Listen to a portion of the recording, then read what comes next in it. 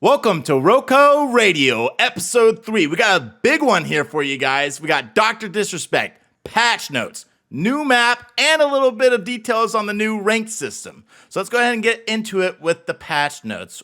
Which part would you guys like to start on? Let's just start right on with the perks. You want to get into that? You want to talk a little about that? You want me to knock it out, Steven? I'll go ahead and get into it for you. So let me throw them up on the screen here. So as you guys can see, they made some slight changes to the perks in the game. The biggest notable one is they removed Sixth Sense from the game. They completely retired it. They saw it based on player feedback. It's practically useless. We've talked about it before, how useless it can be. I've used it once and I stopped using it right away. Chain, you said you tried it out too, and you just realized it wasn't really doing anything for you. So they took that straight up out of the game. They then replaced it with tracker rounds for most people. Mm-hmm. They also made tracker rounds reveal time increase from 3 to 4 seconds, so tracker rounds got a little bit of a buff there. As for evade, they made some changes to the evade perk. They increased movement speed bonus from 10 to 12% and duration from 7 to 10 seconds. So just a little bit of buff to perks they probably saw underperforming. And a removal of a perk they saw very much underperforming to the point where they thought it wasn't even needed in the game. I agreed with it. What do you guys think about it? Yeah, I agree with it too. I never really used it. It was always really weird, and it confused me a lot because it would flash just show that the Sixth Sense thing was going off, and it just seemed buggy to me. So I never bought it. I only used it a couple times. And I was like, this isn't for me. And then about evade, again, I like the idea of this perk. I just never really could see or feel the change. So hopefully with this little buff, I'll be able to actually feel it. I don't know. I haven't had enough games to buy it and test it out.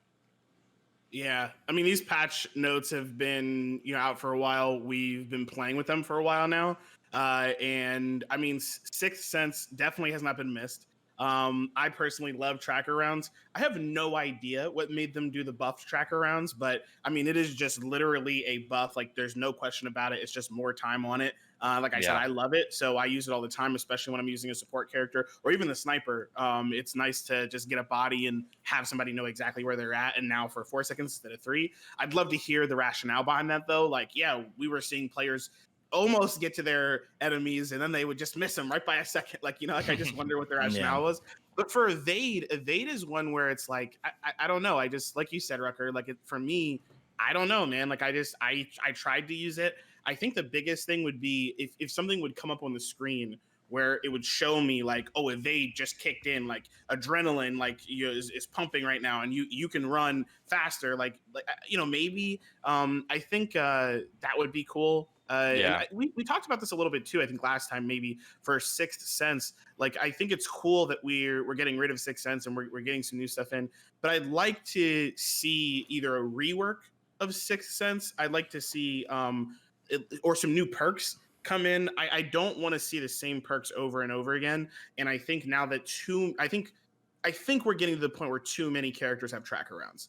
Like I think being able to have a team of 4 characters, you could already do that. I'm pretty sure. Yep. But now there's like 6 characters, like half the roster has tracker rounds.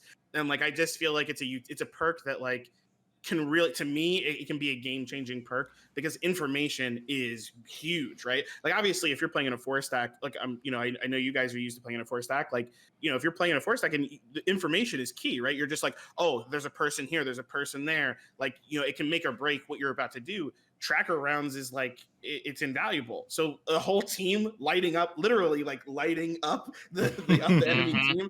I don't know. It's a little crazy. So I'm not saying it's overpowered yet. Like I said, I haven't played with a 4-stack of tracker rounds. I do want to try it though, just to see how it goes. But yeah. I don't know.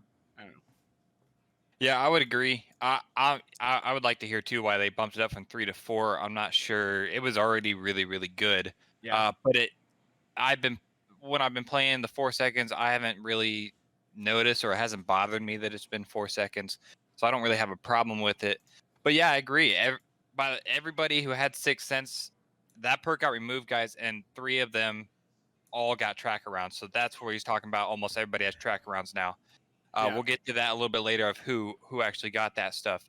But yeah, I agree. It was already really good. I do think that once teams get better and everybody starts to work on more call outs, maybe it won't be as good just because you'll be able to call them out and you could spend your money on other 10K perks.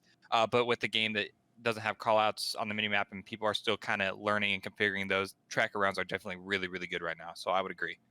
I know we talked about this a little before off stream, but Sixth Sense, you mentioned Sixth Sense being like reworked, and you were talking about, I think, Call of Duty, and you were talking about that tracker perk.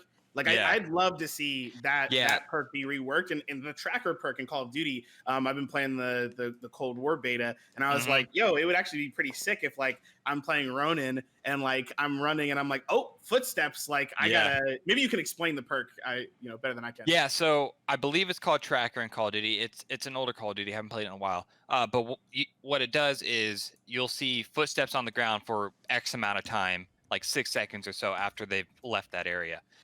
So that's a way that I think this perk could be reworked and it would be useful.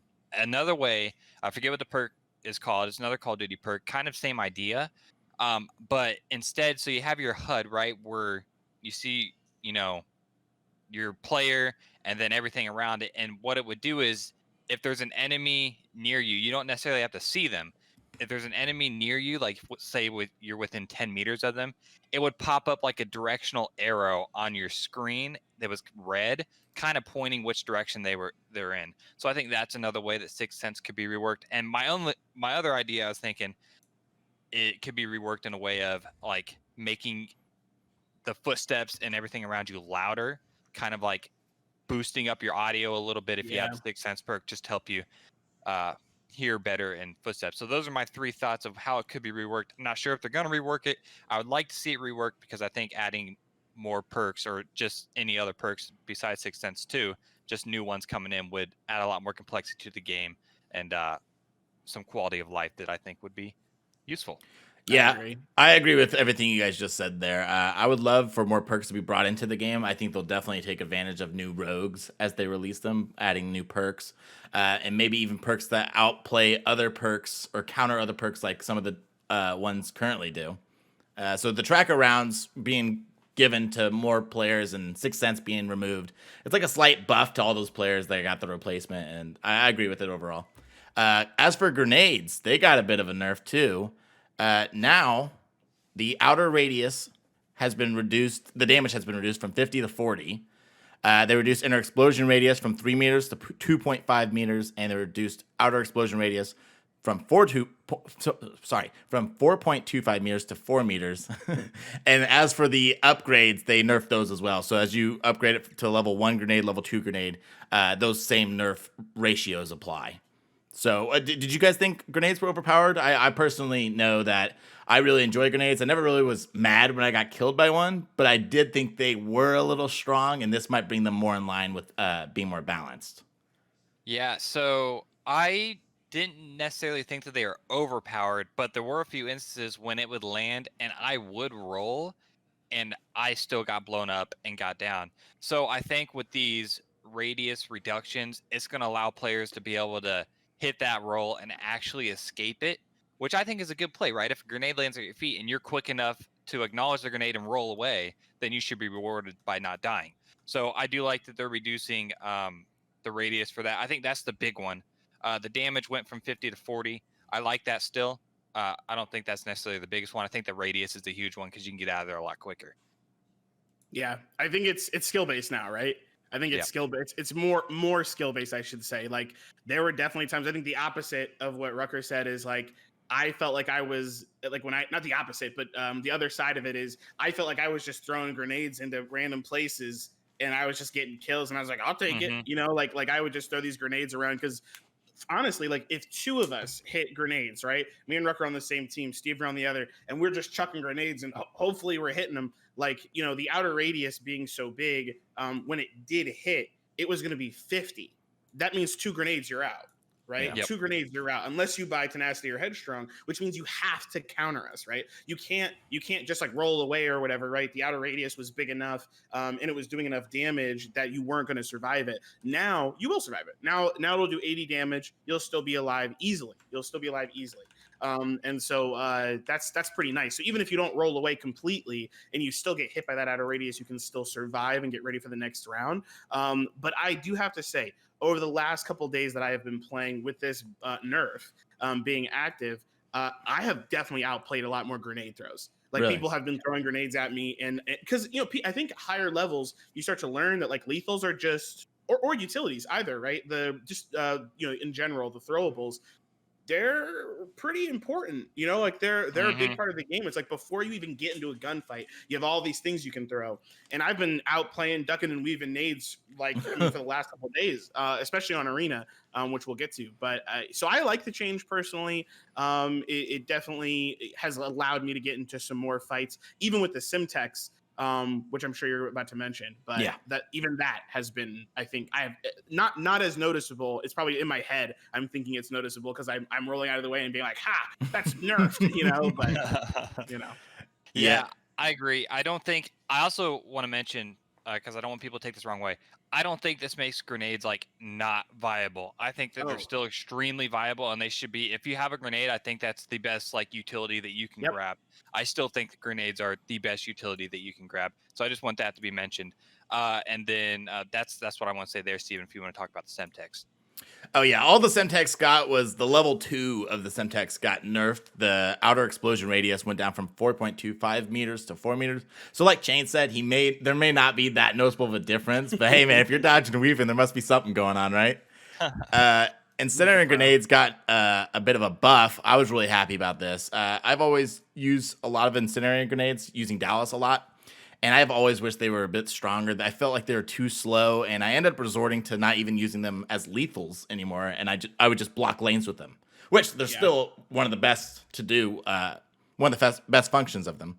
But what they changed with them is the spread increased from 0.5 seconds to 0.25 seconds. And so that means it starts dealing damage once it hits whatever object you hit with it, 0.25 seconds after it is thrown. So before you would throw, and I noticed this all the time, you'd throw it, it'd land right onto someone. If they got out of it, even if it was right on them, they'd get out of it before it could deal damage. Now I almost never see that happen. It's double as fast. It will at least tick them once. I at least get some type of functionality out of it instead of it just being wasted even when I'm accurate. So I'm really happy about that. I felt a little gypped sometimes when I'd have a really accurate throw with a Molotov or incendiary, and they just wouldn't take any damage. They also fixed an issue where doing the level 1 upgrade didn't increase the duration. I always bought it, but I didn't notice it, and maybe this is why. I just bought it because I was like, that sounds good. So that's a huge fix. And then they also increased the area at which it spreads by 20%. So it covers much larger radius, and there's some lanes that were too wide to block off, and I haven't got to do enough testing yet. But I'm guessing there's going to be some lanes that I didn't used to block off that I now can. So that's exciting. Yeah, absolutely. I think that this is a massive change for Molotovs. These are actually really, really, really good right now.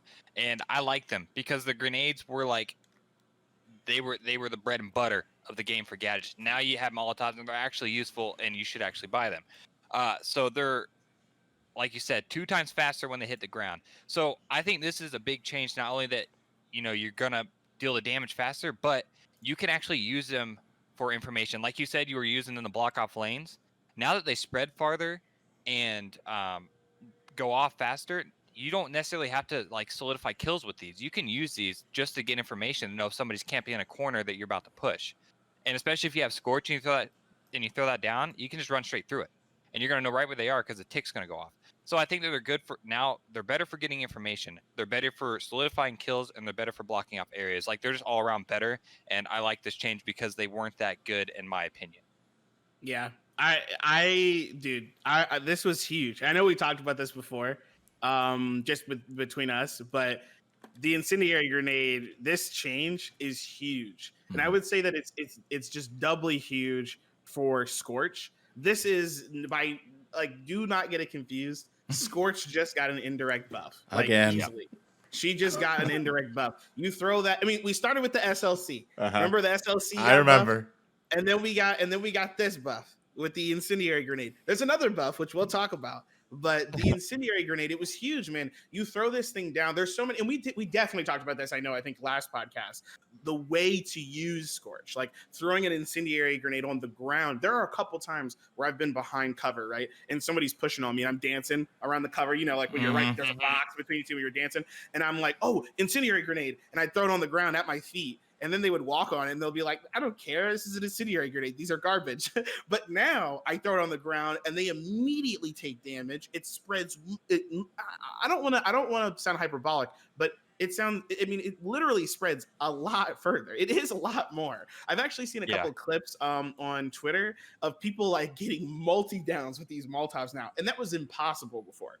Literally impossible. The only way you were doing that is if someone was already downed and somebody was low and you got like the final kill and you downed the other one. Like that was about it. But now, because there were even times where I would throw the Molotov down and it would hit and somebody who's already down would crawl out.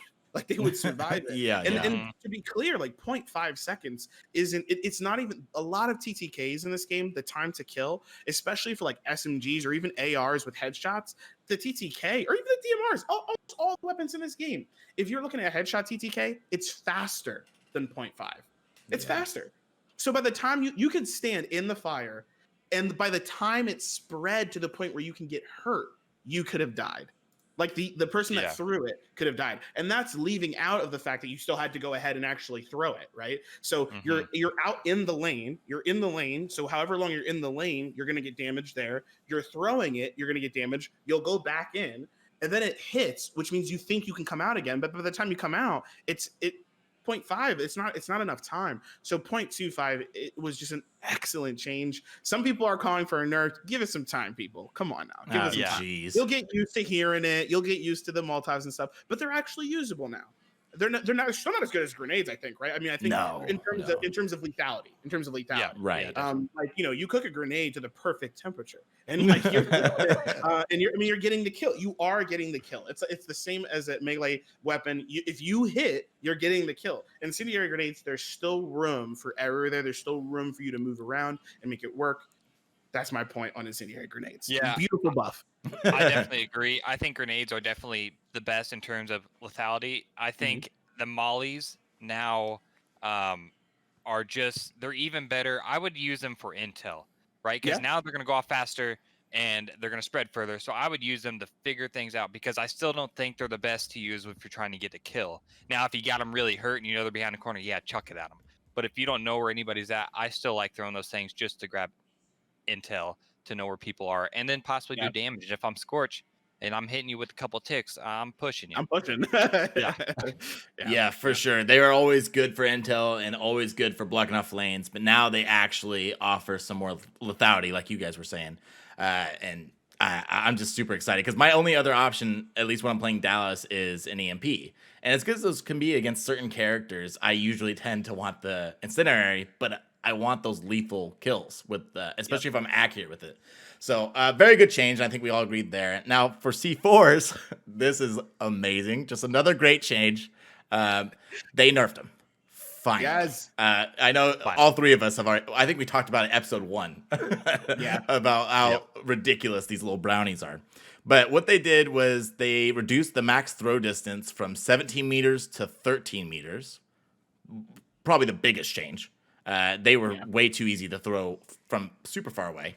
The level 1 upgrade throw distance was reduced from 22 to 16.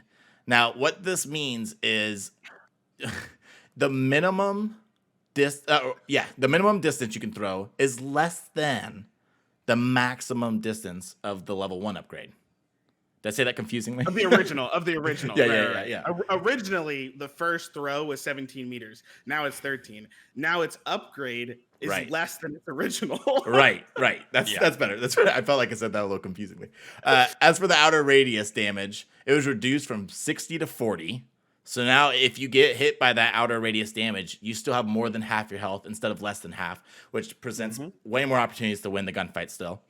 And then the inner radius was reduced from 3.25 meters to 3 meters. Have you guys noticed this change at all? I know I was playing with Sean the other day on the arena, and he was playing Talon with the C4s, and he noticed right away these things were heavy now. He couldn't get them anywhere. Man, these things just got like 10,000 pounds of rocks compiled on top of them when you try to chuck these things.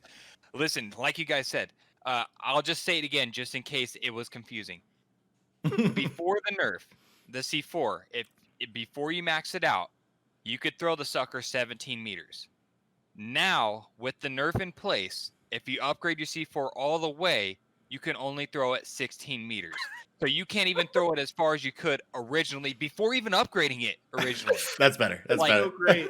And these things were destroying, and they were making me extremely angry. And we were even talking about, I think in our first one, like, how do you nerf these? And I was talking about maybe adding like a second tick before you could blow it up. I think this is the perfect way. I didn't even think about this. That's why I'm not, a dev. But this is perfect because now you can actually escape. And I brought this up when we were talking about it before we went live. But now, when you're in that range, right? So if they have it upgraded all the way, we'll say, so it's 17 meters. When you're 17 meters away and you see a C4 come at you, you can now actually get to them and kill them. Originally, they could throw it from you so far away where they could throw it, blow it up, and get their gun back out to challenge you while you're still running at them. Now with the distance, if they throw it, you can roll and get to them before they blow it up, and you're already in their face ready to shoot them down before they can get their gun back up if they blew it up. So this is huge because now you can actually challenge the guy with C4. He can't throw it, blow it up, get his gun, shoot you back before you can get to him. Now he can just throw it, blow it up. Oh, you're right there in his face. So this is huge. I like this change a lot. I have noticed. I still use a C4. It's still really good for someone's around the corner, just chuck it above at him and blow them up. But it's definitely easier to get to people who are using the C4. So I like this change. I love this change. I mean, like you said, Steve, I've been wanting this change since like day one. And oh my God, this is so good. Originally, even when I read the patch notes, I was like, I don't know, man. Like, I still don't know. I still want that, like a timer or something. Let me tell you how it went. Quick story time. 2 uses. I don't play with anybody that has C4. I was actually maining Lancer and Dahlia over my last couple play sessions on the arena, and even off the arena actually. So I was playing Lancer, and my favorite thing, I think for every Lancer, their favorite thing is when an anvil dies. Anvil dies, you pick up the machine gun and you're just like, shooting forever. And then you roll to reload and you're like, you guys are never going to stop me.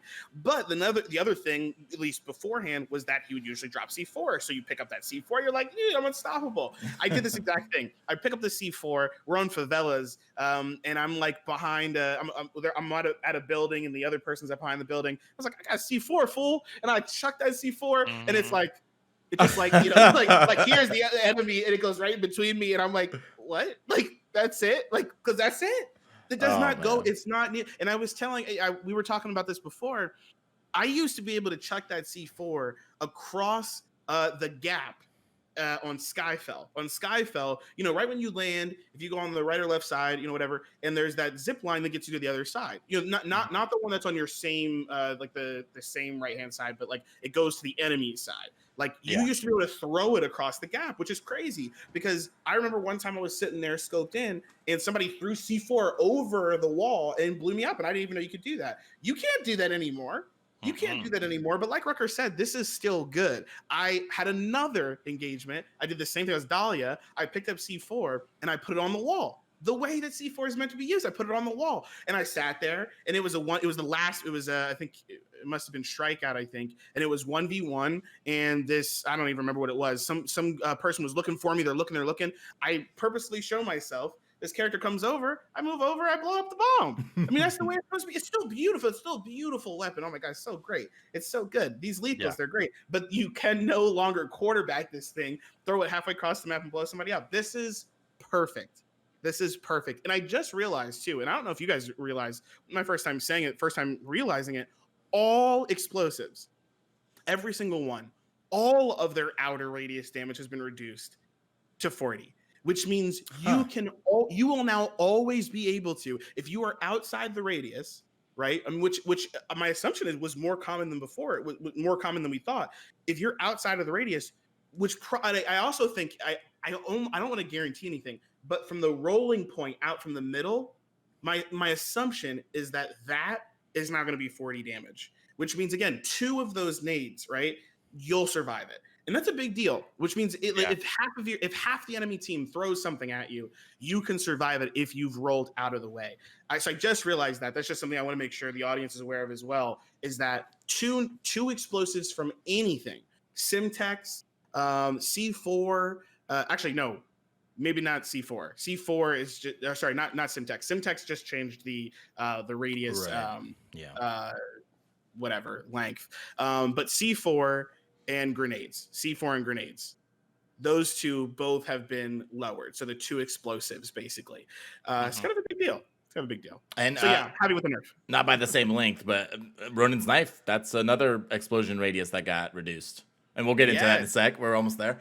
I'm with you guys on all of that. As for the rogues, so Anvil is no longer immune to EMPs or slows. So this, they realized, Scott posted on Twitter about this. He realized that Anvil was playing a lot more on attack, which we all know he's definitely built to be a defender. I don't think they mind him being versatile to be played on attack, but I think they do mind when he's meant for defense and he's played less on defense and more on attack. And the reason for that was he was immune to slows. And he had that C4, he could chuck as far as he wanted. He was very aggro. So them reining in that C4 and taking away his immunity to EMPs and slows, I think this is trying to slow him down to the point where he's more of a defender and less of an attacker. What do you guys think the reasoning was behind this? Yeah, I think it's exactly that. I think, Trench has obviously played a lot on defense, and he would throw down his barbed wire, and Anvil could just walk right through it. So I think this is a good nerf for Anvil, because now people won't pick him. I mean, I'm sure there'll be people that pick him on attack, but not as much now because he's not as useful. And with the C4 nerf, he's not as useful. So this is really good. I like this. I like the slows. No longer immune to EMPs. I mean, okay, who cares? Like, it's just an EMP. I don't know. I've been hit by them. I don't really care when they hit me. I still win the gunfights.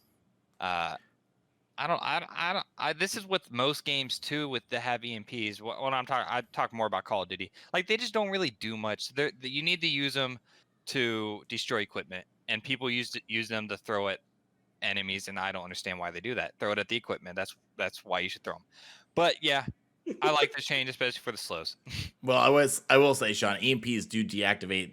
They at least buffer whoever's rogues you throw at their ability. So I think they are useful against certain rogues. Like, if you throw it at a Lancer, she won't be able to reload her gun. No, that's passive. She won't be able to do her quick sprint anymore. Yeah, I should have been more clear. I'm talking mainly about Anvil. Oh, okay. Because his ability, it's a shield. That's true, and he'll have his shield down before you could even get to him with the EMP probably, and so you can't really buffer that shield most of the time, I would feel, until people get those tricky shots, learning from customs of how to throw it just right to where it lands in the lane that he usually is in before he places his shield.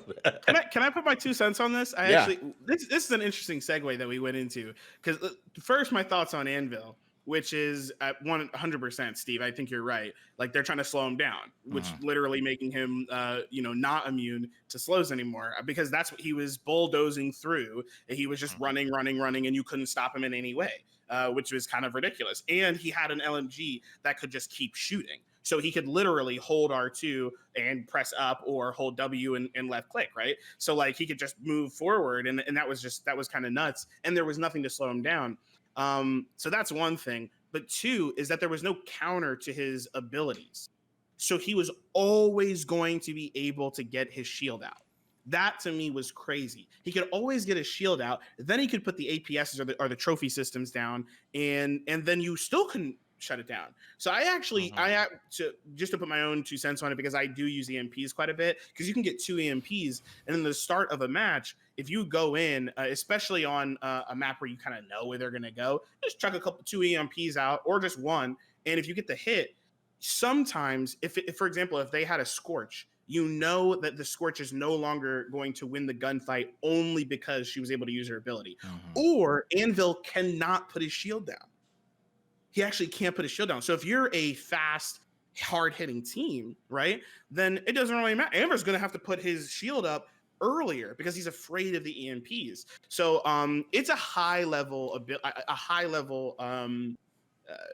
throwable. I think personally, I think Yeah, you're going to see it used on like really high levels. I don't get much use out of it because I think it's hard to see, right? So like I throw it, it'll hit them, and then I'm kind of like, well, hope that did something for whoever's in the front about to get into a fight. I hope this helped. But I think high level matches, and I'm talking like Masters level. Like I'm not talking about like Platinum Diamond. I'm talking about Masters, Grandmaster level, or Rogue level. Rogue level. But like, I'm excited to see at the Rogue level people like, oh no, I know this person has an anvil. I'm going to EMP him immediately. We're going to push up on left-hand side. He can't do anything about it. Like, but I don't think we're going to see it now. So my assumption is Scott and the team saw at even a really high level that this anvil is just able to, like I said, bulldoze through, and nothing was slowing him down. So I think, well, it'll be interesting. I think the slow, big deal. EMPs, I think it'll be a big deal at the higher levels. I agree. Yeah, I agree. Yeah. I also think EMPs are going to see a buff, not by the devs, but by time in this game. Not only by people getting better at the game, like you said, Shane, but they are planning. They talked about this on Twitter or in the AMA. I forget which one. They're planning on releasing 8 rogues a year. Okay. So that's about 2 every quarter. Every 3 months, we should have 2 rogues. What I think, I've learned this from an older game I played, not older, but a game I played before this, which was Rainbow Six Siege. Thatcher on that is an operator on this game. He throws EMPs. They do the exact same thing as the EMPs in this game do. They disable gadgets and get rid of anything they have, the defensive team or attacking team has set up.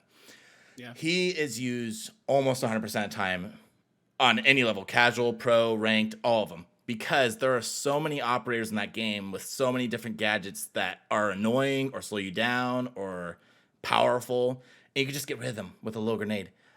This game doesn't have many rogues, or it definitely doesn't have enough gadgets that are worth using an EMP against. Like really, the only one I can think of right off the top of my head is barbed wire, or the shield, or the shield. Which I said the problem was with that is it's usually down before you can even see them. So I think as they add rogues and they add more powerful gadgets like the barbed wire, you're going to see the EMP go skyrocket in usage. Like if I'm still maining Dallas a year from now and they have a bunch more rogues in with way more powerful, I might go to the EMP right off the bat before I even touch the incendiary. So yeah, and I think they're preparing Anvil for that since he was too aggressive. They also changed Chalk. Did you guys have any? Did you have something? I want to jump in on that real quick. Oh, go ahead. Because I completely agree that EMPs and what they're meant to do is really, really, really, really good. And I agree that over time, when more rogues are added, when more complexity is added, when people get smarter, they'll be more useful. Yeah. I just think right now, everybody's second tactical gadget is just better than the EMPs. I think EMPs kind of need a buff, and I think the way that they could buff them is they need to cancel abilities when you're hit. So if Scorch pops her thing and you throw an EMP at her, it should cancel it. Ooh. When Lance is running at you and you see her sprinting, you throw it at it should cancel it. Okay. Agreed. And I think that that's a way they can make these more useful, and it'll obviously add a lot more skill and complexity into the game. And they would actually be played over incinenaries and over other stuff because you can throw it at Scorch when she's ulted because she's got 15 seconds now, right? Or 10 seconds? Right? For Scorch is 10 seconds, correct? 10 seconds. So that's a lot of time. You can definitely throw an EMP at her around the corner before she pushes you. And that'll cancel that, and she'll be caught off guard. So I think that's how they could buff it. I hope that's what they do, because then I'll actually use them if that's. Yeah, go ahead and tweet Scott, Sean. Go ahead and tell him. That's a great idea. Go ahead and get on that. Yeah. I'll send him a clip of this part of the podcast. I actually 100%. Just my last point on this before we move on to Chalk. Speaking of Chalk, I think that it would be a good example of when you use that. I actually just learned that, by the way. Not yesterday, but maybe Friday. Friday, I learned that I threw an EMP and it did nothing, and I was like, what? Because it disables the use of it, not them using it at the time. It's them being able to use it. And I was like, how is this not? But watch this watch. I can't watch this. Wednesday, we're gonna get some patch notes, and it's gonna be like, we finally enabled EMPs to actually stop things like they're supposed to. And I'm gonna be like, dude, come on. But I agree with you. Yeah, I'll tweet out from the RoCo Radio Twitter and say you're welcome, community, for doing that, because that's definitely us if they do that. Next up is Chalk. So they gave him a buff. I always thought he was pretty strong, but I did think he was he was in need of a buff still. He's really strong, but not as strong as he should be. With the role he's supposed to fill, he's supposed to be the duelist, right? He's supposed to be the aggressive duelist, and before his ability was too short, so they increased the duration from 7 seconds to 15 seconds. They said on Twitter that this was because they noticed a lot of players would use their ability when they're about to wrap a corner or they know where someone is and they're about to charge at them. And by the time they got into the gunfight, they would already lose it, and then it'd be useless.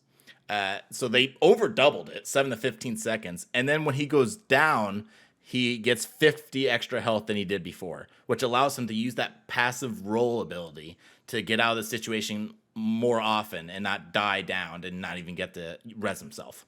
So he now can res himself way more easily with that extra health.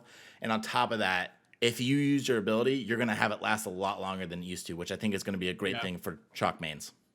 So we did talk about this before. We did talk about this like last podcast, I believe. Mm-hmm. But I did want to mention having a Chalk on my team once or twice. I have definitely noticed this, especially as a Dahlia and a Saint. Like there's just them being up longer has been much more beneficial for the downed health portion. Awesome. So like when they're down, and, people are just getting clapped really quickly. And I think that's one of the most frustrating things is like someone goes down, I'm a Dahlia and I have lifeline. So I'm trying to get to them to res them real quick, or I'm a Saint and I throw that bot up in the air and then they just get erased like immediately. Mm-hmm. It's not happening as often. I am noticing it.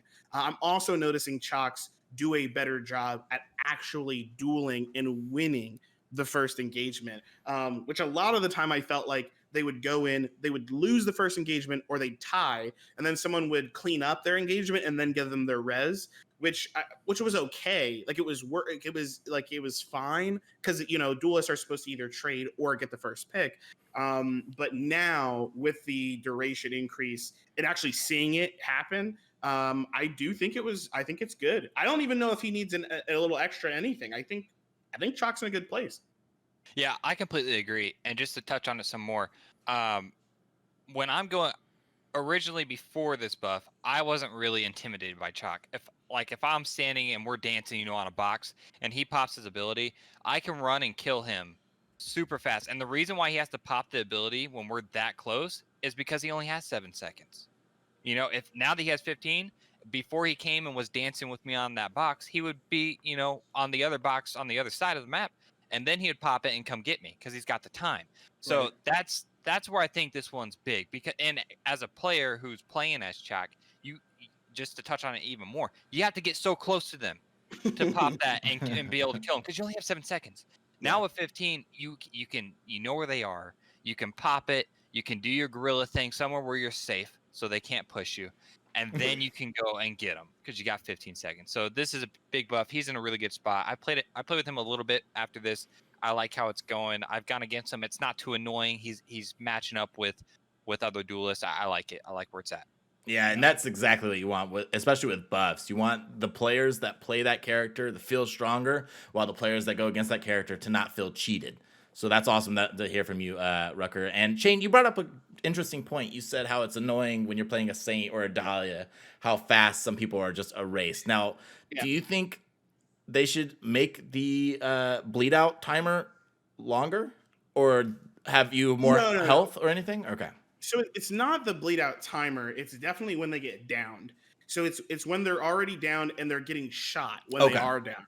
So it just sometimes it just happens lightning fast. Obviously, there's a risk reward there. Like, do you risk it and get in finish the down player, or do you just kind of back up and let the down player sit there and then you focus on another character, which I totally get. But it can just be, I think with Chalk, it's so beneficial. I don't think they need to change because that's what makes Chalk so good. I think Chalk is like, for example, there's only a handful of characters that really should be pushing up so quickly. And I think Chalk being one of them, like, for example, I'm not worried about a Ronin. I'm not worried about a Lancer. They're usually flanking, right? So I'm probably not gonna res them. Maybe I'll try, but they already know they're on the flank, right? Like I can't pick them up really. Whereas if I have a Chalk push straight in, or a Scorch push straight in, If Scorch threw the Molotov down right, lost the duel, but threw the Molotov down in a nice enough spot where they can get out of fire, or I should say into cover, I usually can pick them up. But a lot of the time, I think you'll just see like a Dallas push in. I'm not talking about you, Steve, I promise. You'll see a Dallas push in, they'll get a kill, but then like they'll get dropped some other time, and then they'll like be in a lane still, and I'll be like, "Don't worry, I got you." And then the second I say that, they're already dead. Yeah. I'll be like, "Dude, were you not in cover?" And they're like, "Oh, I was trying to get a kill." And I'm like, God, where Chalk can do that. If Chalk wants to push it, go for it. They can roll right out. And they have enough health, so yeah. Whatever Dallas you're playing with the wrong one. You know, Dallas players out there. You gotta stay in the back. You gotta be holding the flank. You gotta be watching the long range. Let the duelists go out there and get slaughtered. You stay back and get ready to hold that clutch. Okay, Dallas is for the clutch players. You stay alive and then you clutch out. Sean's seen me do it many times. True. Anyway, so my other main, and I think you play her a lot too, Chain, right? Ronan. I don't actually play her a lot. I play Lancer a lot, but I don't play Ronan. That's right. Well, Ronan I play a lot, and she got a baby nerf. It's not that bad. I'm actually not too worried about it. But they removed 6 cents, which was kind of a baby buff. They gave her tracker rounds, a much more useful perk. And then as for her ballistic knife, her proximity damage was reduced from 125 to 100, which means this doesn't change the direct hit. If you directly throw a knife into someone's chest, they're going down. Which is, that rewards skill. I like that. Mm-hmm. But if you throw it next to them, or you set a trap and they get hit by it, or if you throw it next to them and shoot it, like I do all the time, now it's only doing 100 health instead of 125. Now, this is still an insta down for anyone without the Headstrong perk, which gives you extra 25 health, or let's say a Vi that gets extra health, or a Chalk. If they don't have extra health, basically they're still going to go down from this. But I think it's a fair change. I don't think it was very fair that it always downed you, no matter how much health you had. What do you guys think? Yeah, there's nothing more annoying than playing a Saint and having the extra 25 health and getting insta-downed by an explosive like the Ronin. So I like this change because now, that's what Headstrong's intended for. Mm-hmm. Now I can get hit by it with Headstrong and I can back up and hopefully have a teammate there to cover me while Ronan's trying to push. I still think that this doesn't make like Ronan's gadget any like worse than it is. I think it's still like top-notch gadget because, like I said, if you know you're in a 1v1 and you're the Ronin, and you know they have 25, chuck that thing. If they have 25, you can still push them, get the kill. You're good. I do think that this adds more complexity at the fact that if you have Headstrong and she hits you and she's coming at you, now you can at least back up if you had teammates with you where originally you were just getting downed and there's nothing you could do. So I like the change. Yeah, I agree. I think it's a good, I think just overall them doing a better job at them being the developers doing a better job at saying grenades, explosives, they definitely need to be more skill based. And they also need to have counters. And I think that's the biggest thing is that if you know, if the first, second round of like, for example, demolition, you're just getting bombarded by a bunch of throwables. You have a counter now. You have a counter. If you're a Scorch and you're constantly pushing in, and that's how you want to play it, you actually have space to say, you know what, I'm tired of getting blown up by this knife. She's always putting the knife somewhere where I'm not sure about or whatever, and I'm trying to get into this space, but now I can put Headstrong on and I can actually make it work. So yeah, I think this is good. I think overall, all of the buffs nerfs to explosives have been good. Awesome. Now we got a couple little changes, nothing too crazy. Vi, they removed 6 cents. She now has tracker rounds. Talon, same deal, removed 6 cents. Now has tracker rounds. They fixed an issue with Talon where the sprint would lock you out longer than intended. I know Rucker encountered this a lot because he plays Talon a lot. Basically, you would sprint, right? And then you'd go to shoot and it wouldn't shoot for a second. Yeah, so I know there's a few matches before this update came out, obviously, where you and I were playing together, and I was like, what is going on? I swore, dude, I shot first. I literally stopped. I saw him first. I shot first, and my bullets aren't coming out. And you heard me getting frustrated. I didn't know what was going on. I thought that, I was blaming server lag, but turns out it was just this right here. So now I can actually run and get my first shot off when I actually hit the button. Congratulations. So that's good. Yeah, so that's huge. Winning more gunfights now. As for Glitch, he kind of got, I would call it an overlooked buff. I don't think a lot of people are noticing this, but they didn't really Sixth Sense because he had it as well, and they took that out of the game. But they gave him, instead of track rounds, they gave him Headstrong.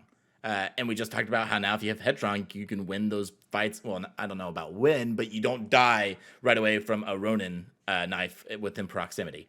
And among other things that this thing helps you with. I mean, I use Headstrong on Dallas. It's the first perk I buy, and I have won so many gunfights with 5 or 6 health. I think we were talking about this the other night, guys. That perk is underrated. Not enough people are using Headstrong. That should be the first perk you buy if it's on your character. With most characters, I think it should be the first perk you buy. I completely agree. Anything that adds more health to you and sets you up for a better situation in a 1v1, like, you need to have it. Right. And I think a lot of people like kind of don't respect this perk, or I don't know why they're not buying it, because I don't see when we're going up, even after post update, going up against Glitches and Scorches. I think Saint's the only consistent one who I see buy Headstrong. The other ones that have it, I don't really notice. Like, a lot of players aren't buying it. I don't know what, or if maybe I'm just playing matches where they just don't know about it or whatever. And, you know, maybe people are actually buying it. But this perk is slept on, and it's really good. Like, you have 125, you're going up against a guy with 100. And that usually means you can miss 2 bullets and still beat them.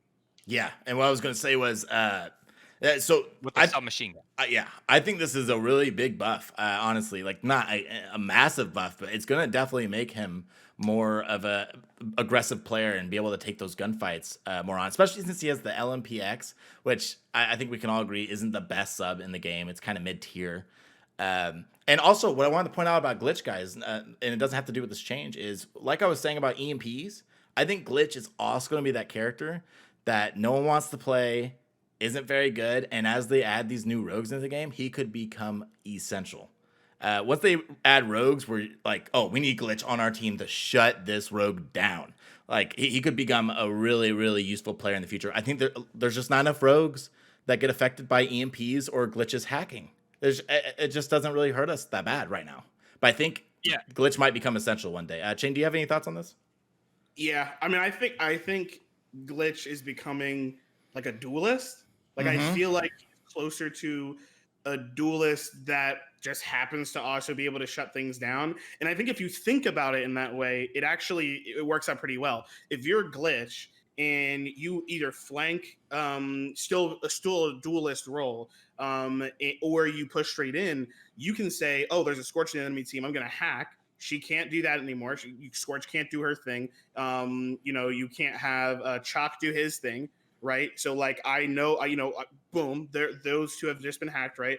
But also, if I have Headstrong, which Scorch is the only duelist that has Headstrong, as far as I'm aware. Yeah, Scorch is I'm pretty sure, the only duelist that is Headstrong. And I disagree, Steve. I think the LMPX is actually pretty good. Okay. But either way, whether you have the shotgun or the LMPX, like, I mean, you can definitely do some work with either of those weapons. And the dueling, when you actually get into the duel, you're going to do well there. I think you play, obviously, you play an intel character. And I think once the intel portion of your job is done, and Glitch is not an intel character. Sorry, I completely screwed that. Glitch is actually a breacher. Yeah. Glitch is a breacher. But once you've done the breach, or once you've done the intel, for example, once you've done your role, then the next thing for you to do is to duel or to help win duels, right? And I think Glitch, with his closer range kit, he's going to get into more 1v1 duels, and so I think Headstrong's going to be good for that. Well, go ahead. Yeah, I was going to jump in here. So when this game first came out, before we played just like maybe 5 games. I didn't have Glitch yet because I didn't get the reputation to get him. I thought he was going to be S tier, just by on paper, Glitch looks really good.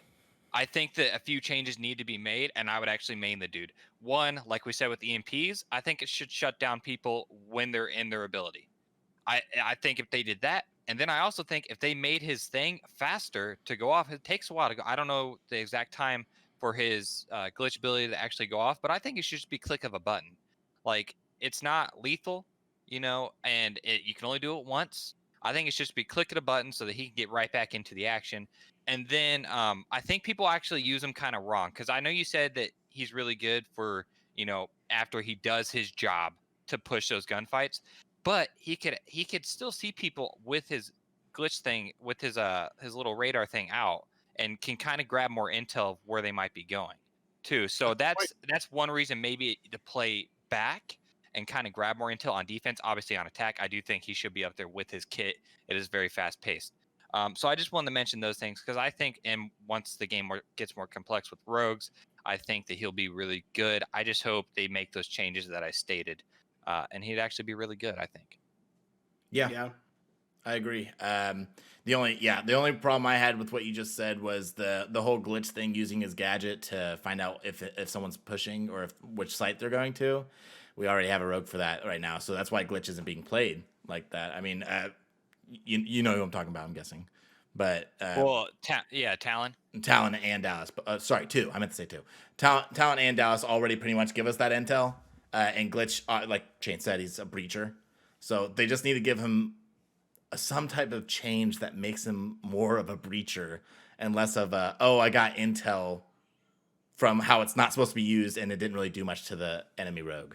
I still wonder if this is going to be, and this will be my last point on it, is I still wonder if when we get ranked, right? Again, something we're going to talk about later in the show, but when we get ranked, is it just us where we're like I'd rather frag out, or is it going to be like at the top level? We're just going to see glitch pop off, like Anvil puts down his defense, Trench comes out, throw his defense down, and then glitch is like no, and then they're like I don't do it now because I can most of the time work around it and still win. But our high level players going to utilize their gadgets and stuff more. I think you're 100% right though. The more this game gets complex, both Steve and Rucker, you guys both have mentioned it, the more this game gets complex, the more glitch is going to shine, right? Shutting things down. I mean, Sombra, for example, from Overwatch, Sombra is a great example of that. Yeah. Sombra at one point was like, she was a must pick. She would just run into a thing, do her little, I don't know. EP burst, basically. Yeah. And like all of a sudden everybody was shut down. And like, they were like, oh crap, we're going to lose this team fight. And like, I could see that happening where like, and I think the biggest thing that Rucker has said so far, which I don't know, man. I think I agree. I think that this would be nice to see. Shutting things down immediately. Mm-hmm. It would be a big deal. I don't know about doing, I don't know. I do think his ability does need to be a little bit timed. I think it needs to be shortened, not immediate, because he can shut down an entire team technically. So him being able to shut down an entire team was a little crazy, but I think a little bit faster. And you hear Scorch go like rev up her like fire, and then him go, I don't think so. Yeah. That'd be pretty cool. Oh shit! I better get out my hacking device. Yeah, I agree, and this will be my last point on it too. Like you said, when at the top-notch players, I do think he'll be really good, because here's just kind of an example of where glitch is great and how these situations could play out in other modes. So on High Castle, when you're on offense, this is good team versus good team, right?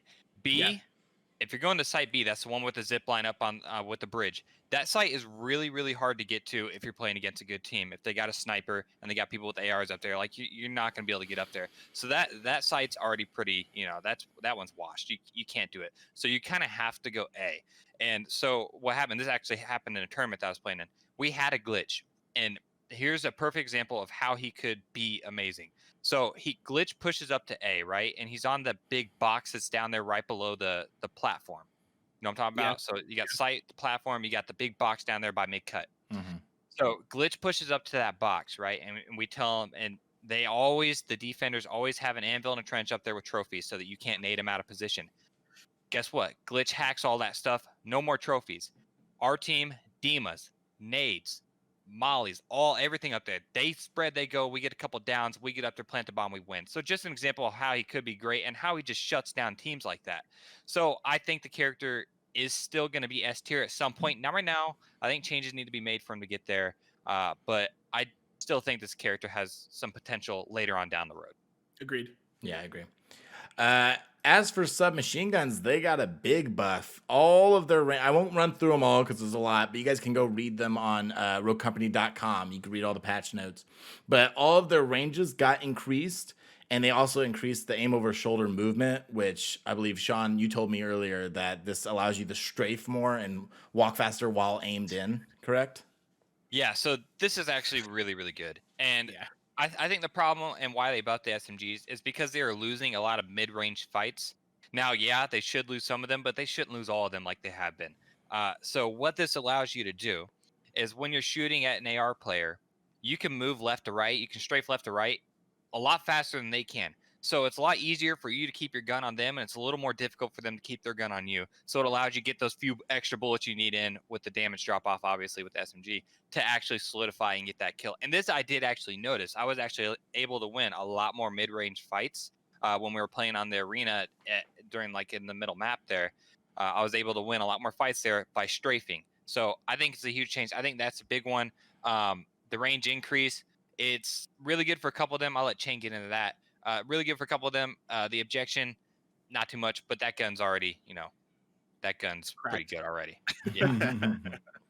Dude, oh my God. I love this buff. And it came out of nowhere. I didn't even know. I mean, we knew that they were going to get buffed. But I was like, why? Like, what's going on here? I played Lancer a lot. I played Lancer a lot recently. I had played her a lot before the mastery system, and I was like, I gotta get some mastery for her. And so I started playing her, and I was like, oh shoot, I forgot the 24S got buffed, right? The SMG. First of all, the buff to her SMG happens to be among the biggest. Hers and the SLC both got buffed by 2 meters. That's pretty crazy. It is a noticeable difference. I'm like a noticeable difference. Places where I used to go, I gotta roll in, I gotta get in there, I gotta close the gap. I'm just gonna try and shoot at it. I'm good. Let me just try it, and I would get it. But the crazier thing is, even if I was out of range, and so I was doing less damage over time, right?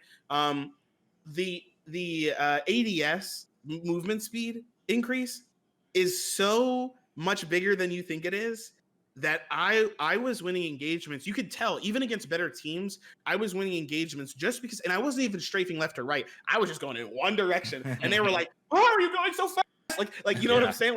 Like they just weren't ready for it. Like they just weren't ready for it. And I have been, and it's great because you can't be ready for it because it's a different speed. It's a different speed than ARs, which is the point, right? So now I literally, whenever I play SMG and somebody else plays an AR, there's the gameplay. The best way to put it, the gameplay is more dynamic. Everybody had the same strafe speed, so it was easy. You know what I mean? Like, you're a better shot, I win. Like, okay, whatever. Like, you strafe just like everybody else in the game. But now there are 2 different types of strafe speeds. There's SMGs and everybody else. DMRs are barely strafing anyway. They shouldn't really be anyway. They should be peak covering most of the time. But like, if you're an AR player, you're like, I'm gonna duel you. I'm gonna duel you in the long and the medium range, and I'm gonna win this. But if I'm an SMG player, I come out of nowhere, you're gonna be like, oh wait, hold up. You're gonna try and adjust, but that strafe speed is gonna be much faster than you think it is, and you might not notice it. But I guarantee you, when you're shooting that player, you're gonna notice it. Yeah, it's crazy. I mean, I was winning engagements. I just never thought I was supposed to win. I was like, why am I winning? These guys are just missing. They touch on your point where you said you're winning the engagement when you're just walking right at them. To kind of put that in perspective too. So it's a lot easier to hit fire an SMG than to hit fire an AR. Yeah. So when you're walking at them, right, and you get up in their face, and when you're ADS, it's easier for you to keep your gun on them, and they instantly got to drop off the hip fire, and they're going to miss some shots, and you're going to get that. So I didn't think about that until you just said it. So yeah, it's great. I love this change. This is a great change. Yeah, it really is, and I'm happy for you guys. Okay.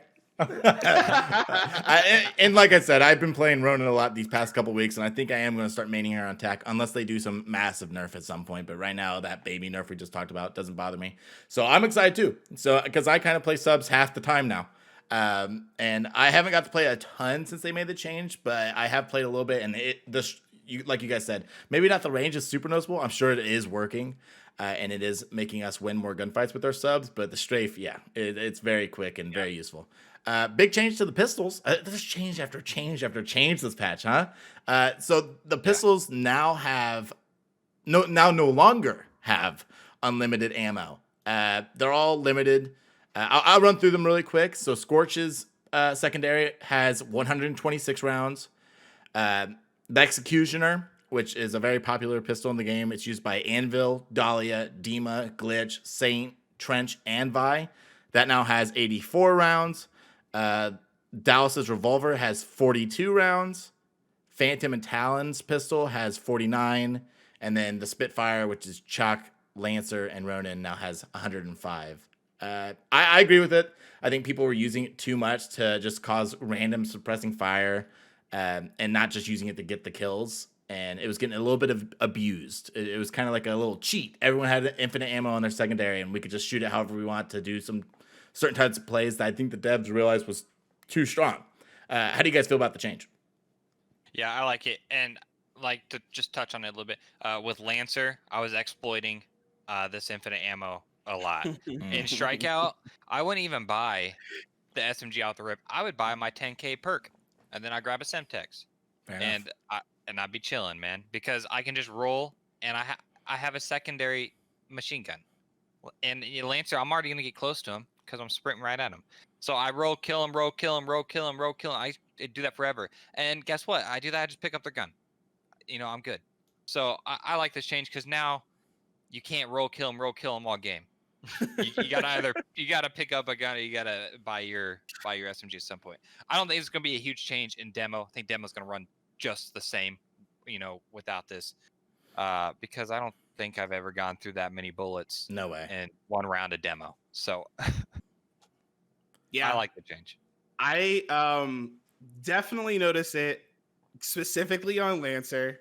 With that exact problem, dude. I remember hearing you say that you were like, yeah, dude, I just pick up that Spitfire and I'm just blasting, I'm just rolling around. And I was like, yeah, hold up, let me do this, which is great, by the way, because then you can pick up the shotgun if you want, right? So you basically use the Spitfire as your primary. They push on you, you just swap a shotgun, let them push, and you're like, do.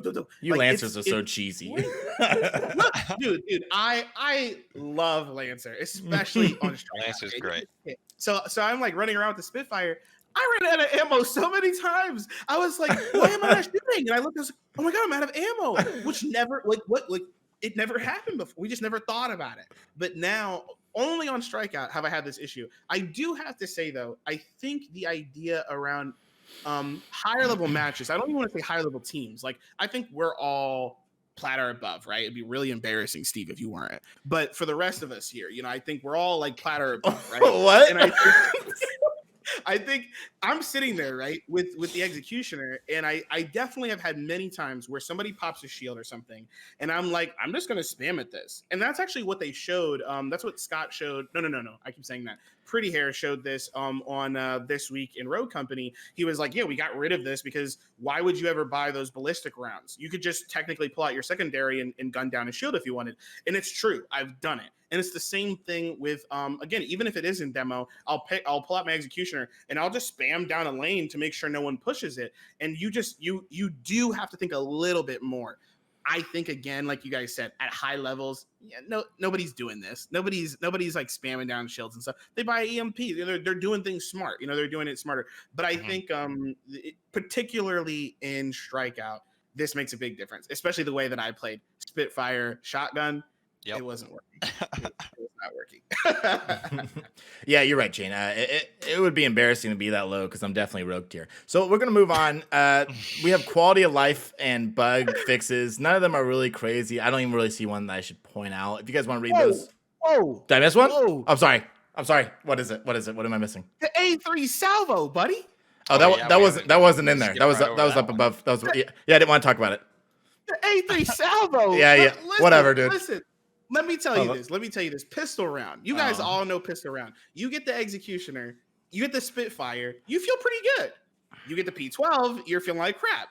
It sucks. The P12 is bad. It's literally a worse pistol. I actually think I've got a lot of time thinking about it, and I think that the reason that people have the P12 or even the revolver, no offense, Steve, but even if you have the revolver, the reason that they are limited or that they are slower, I think the reason is because their kit can be seen as very, very good.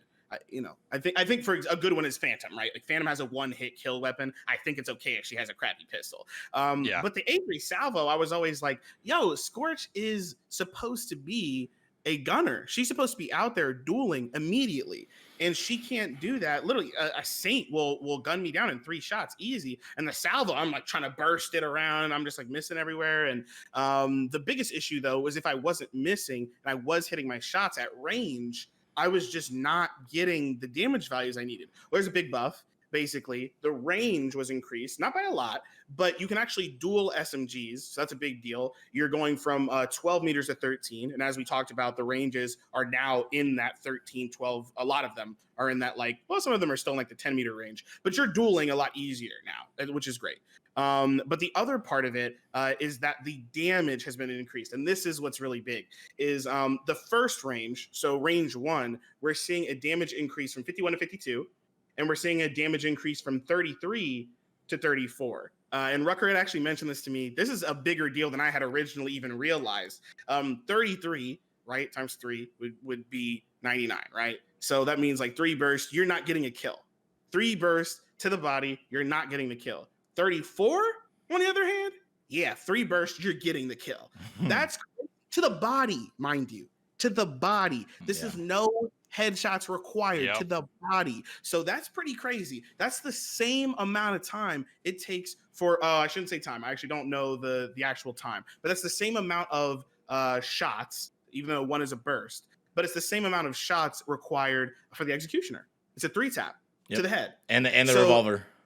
Yeah, so it's crazy. And the revolver, right? Actually, the revolver is a better comparison because the revolver is actually 3 to the body. Yeah. So it's crazy. So that's a big buff. It might sound small, but like I said, Rucker crunched those numbers, which I unfortunately just the math. he said +1, +2, and I was like, oh my god, you're right. So that's a big change. But also the bigger deal is range 2. So when you're further out, right? When you're even further out, instead of doing 38 damage, and this is where I was really struggling, it does 44 damage to the head. And it does, instead of doing 25, it does 29 to the body. And that's at the second range. So when you're really dueling outside of your range, when you're outside of 13 meters, you're still putting up a fight. So I unfortunately have not really used Scorch that much yet since the patch. But now that I'm re-saying it again, yeah, she's going to be my main over the next couple days. Monday, Tuesday, Wednesday, watch me.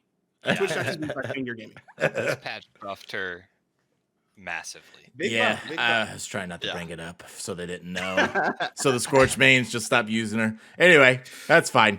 I'll just deal with it. Also, I don't want to dwell too much on this because we got to wrap it up soon, but they added player identity. That's exciting. Hey, we got emblems now. We got banners, and what I like that I haven't really seen in any other games is they added little borders. So not only can you unlock emblems and banners, which is like in Call of Duty, which everyone's played pretty much, emblems and calling cards, they added that to Rogue now. You can unlock them for certain characters, and they have themes for the different rogues, and then ones in the store like that are just random. Like I think right now in the store there's a Jurassic calling card that just has a big T-Rex on it. It's pretty cool. But the cool thing that I liked a lot was the border idea. It's minimal, it's simple, but it allows you to make your calling card more unique. And, the more options you can add, the more personalized it will look for every single one to have exactly what they want. So I thought that was cool. I think we're going to see what they do in Paladins, which is they have the same exact system, but bigger cards in Paladins. But I think even in this game, what they do is they give you borders for what rank you are each season. So I wouldn't be surprised if we see something like, if you hit, again, we're going to talk about rank, guys, don't worry. But if you see something like someone's rogue, which I don't know what color that would be, but whatever the color rogue is, that's the color your border is. And so people are like, yo, that guy's rogue. And you can easily tell by border. So you can still have whatever cool image you want on the inside, and you can have your icon or your avatar to be whatever it looks like. But the border will be consistent with whatever rank you are. If you want to talk about your rank, if you don't want to talk about your rank, you might want to hide it. But that would be awesome. You just changed borders from right there. I thought they were dumb, and I thought this was a poor thing added. All right. But now that I can add my rank as a border with the color W, that's fair. That's so fun. I'm glad you told us that, Chain, because I was just thinking the other day in the shower when I always think about Rogue, And I was thinking, of course. And and I was thinking to myself, one of the things that kept me playing Siege that I loved about Rainbow Six Siege Ranked was after every season they would have that season's themed little tag or emblem that you could put on your gun. And as they went on, at first they were just dog tags with the color, but now they're like right now they're super animated. The better they are, the more animated they are. Actually, there's only like a couple that are animated. The rest are static. But it gets cooler as you go higher up, and it gave you something to show off. And then when people would spectate you, they would see that on your gun and be like, "Whoa," or they'd be like, "Oh, he's shit." So I kept thinking to myself, they can't really do that in this game because it's third person. You're not really going to look at other people's guns emblems or something. What are they going to do? I really hope they do something because I want to show it off what I got last season. So I really hope you're right about that and they make that the borders, because screw all the other borders that will be in battle passes or in the store. I'm using my rogue border. So yeah. Anyways, real quick, we only have a couple more things, then we're going to talk about the dock and ranked. That's what we want to save the big boys for last. So last thing before that, as far as I can remember, they added a little closed beta spray. If you participate in the closed beta before it went free to play, which I was excited about. I mean, I'll take anything we can get. I kind of wanted us to get something special for being there before everyone else. You get this little spray of Dallas. It reminds me of that meme with the Spider-Man seeing another Spider-Man. Yeah, it's Dallas pointing at himself. I thought it was funny. But is there anything else you guys want to touch on before we get into the dock? I'm ready for the dock, baby. Yeah, I think I'm good. The only other thing maybe is the Rogue Mastery Rewards, just in case you guys didn't know. Level 2 for Rogue Mastery, you get the avatar. Level 4, you get the banner. Level 5, you get the border. So if you already have like level 5 as your favorite character, you're just going to get this stuff automatically. So I woke up, I had the Dahlia, almost all the stuff for Dahlia. It's nice because right now, early on, might as well grind them all out till 5, if you can get a lot of time as different characters to learn them anyway. But now you actually you can use these things wherever you want. You can use them on any of the characters except the what is that? The emotes. The emotes are specific to characters, but the sprays, you use them anywhere. So yeah, that's awesome. I actually didn't know that. You can't use, I never tried, I guess, but you can't use the rogue emotes on other people. Okay. Unfortunately, yeah. Well, I guess that makes sense. It'd be weird if I saw Ronan pull out Dallas's revolver. Right. I guess so. Okay. Grenades. You're like, yeah. Okay, so let's get into it. So I don't know if you guys can tell by our apparel, but the dock has been released. Not only his map, which we all knew was coming eventually, but he himself. They released a legendary skin in the store for Dallas, okay? Because he's the best, okay? And now if you're a Dallas main like myself, you can run around as Dr. DisRespect, and I bought it right away. It's a blast. It comes with a little emote where you do his dance. I love it. And the map, the arena, I don't know how it's going to do competitively yet. I haven't played it enough, and I had some frustrating games the first day. So I don't know, but the arena itself is so jam-packed of details. I'm telling you guys right now, if anyone could get on, go into a custom match, load up the arena, and just walk around. Everywhere you look, there's an Easter egg or some fun detail, and you got to give both the dock and the level designers a lot of credit for how much love and care they put into this map. Whether or not it's a good map to play in ranked in the future, or hopefully when they have like a pro esports league for this game, whether or not it's good enough for that, just the map, how much love and detail they put into every single room, I thought was awesome. It blew me away. Did you guys enjoy the map? I did enjoy the map, yeah. And I'm going to go ahead and jump right to it. I think it's an incredible ranked map. I think it's going to run perfect in those ranked situations. I think it kind of runs like Lockdown a little bit. You got that inside part, you got the outside part, and then you got the far right, down low kind of part. Or I guess I shouldn't say far direction, but you know what I'm talking about. You got down, you got up, you got the inside. Kind of how Lockdown kind of runs. And I think Lockdown's a really good ranked map too. So I'm going to jump out and just get ahead of this thing and just go ahead and say I think it's going to be a competitive map. It's called the Arena. I mean, if you go and you look if you go inside in the inside portion and you look out in the stadium, you could see 4 chairs and 4 monitors, like they're doing a little 4v4 there. Yeah. So I mean, I think it's going to be a competitive map. I think Doc wouldn't have made a map that's not competitive. So, and don't get me wrong. Don't get me wrong. I wasn't saying they're not going to. Blockbuster champion, bro. 1993, 1994. No. You took what I said wrong. I didn't say they're not going to. I didn't say we're not going to put it in ranked and use it in competitive play. I was just saying I don't know if it will be good yet because I haven't played ranked yet. It will. It will. I really wanted to because I love the map. I really wanted to. Will. Yeah. Great. Here's my 2 cents on it. Oh boy. Everybody's waiting for this moment. No, I'm just kidding. First of all, disclaimer, Steve and Rucker both are big Dr. DisRespect fans. Pause. Just letting everybody understand. Hold on. Yeah. And I am not. I am not a Dr. DisRespect fan. I don't dislike Dr. DisRespect. I mean, there's the personal side of him, there's the business side of him. And the one thing I have to say is that I think his career is sick. Like, I think it's awesome. I think it's one of the coolest careers that a gamer can have. Game designer, level designer, and then obviously streaming, and the level at which he streams and is now getting involved in games is unprecedented, truly unprecedented. There's never been this kind of collaboration on this scale like this before. And if there has been, please tweet at me at Chaingear Game and let me know, because I did not. This is literally the first time I've ever seen something like this. I've seen it in mobile games. I truly have seen it in mobile games where, I don't know, some streamer will have a little character in something. This is different. He designed a whole map. It's pretty sick. I love the map, dude. I played the arena, playlist.